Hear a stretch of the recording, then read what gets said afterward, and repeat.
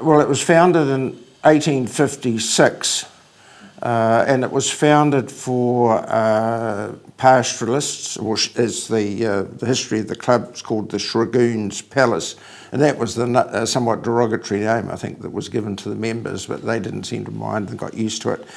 And so it was an opportunity for them, and Butler was a good example of that because he needed somewhere to stay when he came from his property.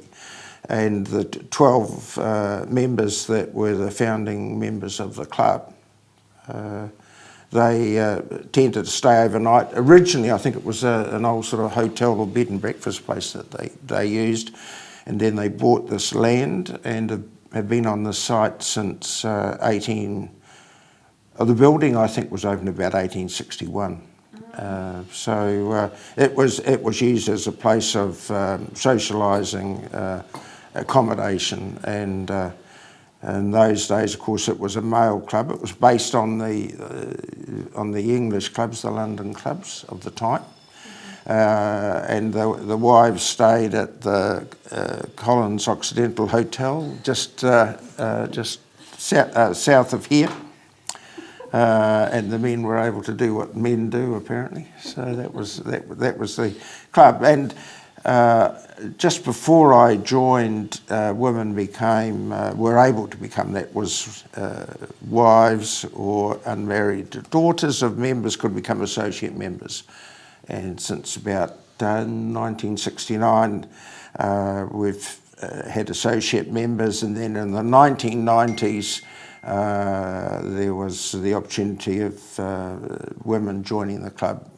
And shortly we'll have our first woman president, who was a woman member. No, 1861, that's right, May 80. So he must have come about the time this club was opened. Do you know any anecdotes from that time? Yeah, well, there's one recorded, the Shragoon's Palace, the history of the club, opens with a story of Butler racing against some fellow Kenton, because he only had the leasehold. You may have heard the story at Erewhon, and it's recorded in the club, this race to the registry office, and Butler was able to obtain the freehold of that land in the Rangitata. So that, I suspect that was sort of quite typical, that he would have stayed here. This would have been his base in Christchurch, and that's what the other members did. And if you read I'll lend you the book, but if you read the history, you'll see all the members, like all 12, are all pastoralists, landowners. There's the original entrance hall with tiles.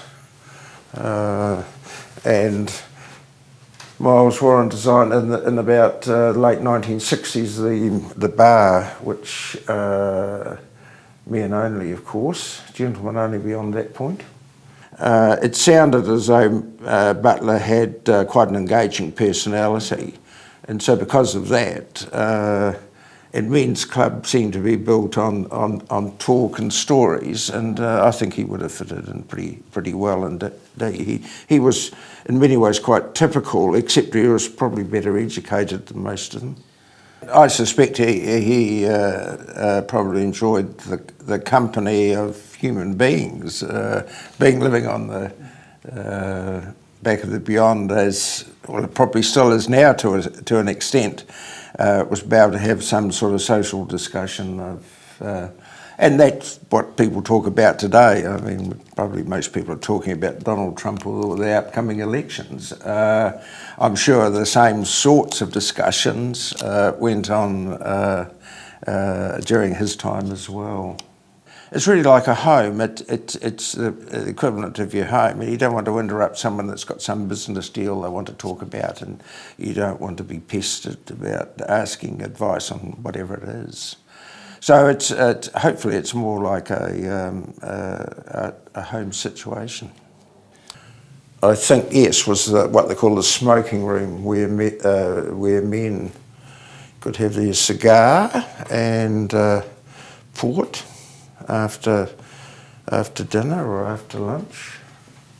this one over here, you can see how the club in February completely, that was actually the top floor.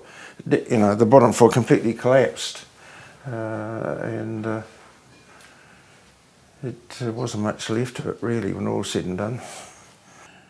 It just occurred to me there was something, I don't know whether it's in the Dragoon's Palace, but he made an entry, they have a suggestions book, and that still exists today.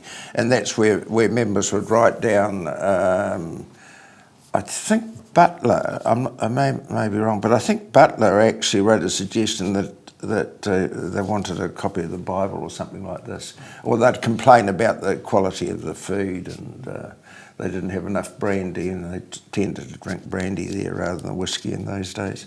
The main entrance from Worcester Street, I mean the hitching rail, and obviously that's where all the members came in through the front door of the club. The club was designed by Mountford, Italianate design, which is, I think, quite unusual for Mountford, but it was similar to one of the royal palaces at the time that was built for Queen Victoria. Had the similar sort of outline and style. So you've got the somewhat unique facade of the club. There've clearly been changes, and the club was rebuilt after the 2011 earthquakes, and I think we've got a club that's sympathetic with what was here back in the 1860s. The dress code's been one of, I'm not wearing a tie today, but up until probably 10 years ago, a male would be very game to come in here without wearing a tie. And that's been, I'm pleased to report, has been changed to bring us into the 21st century.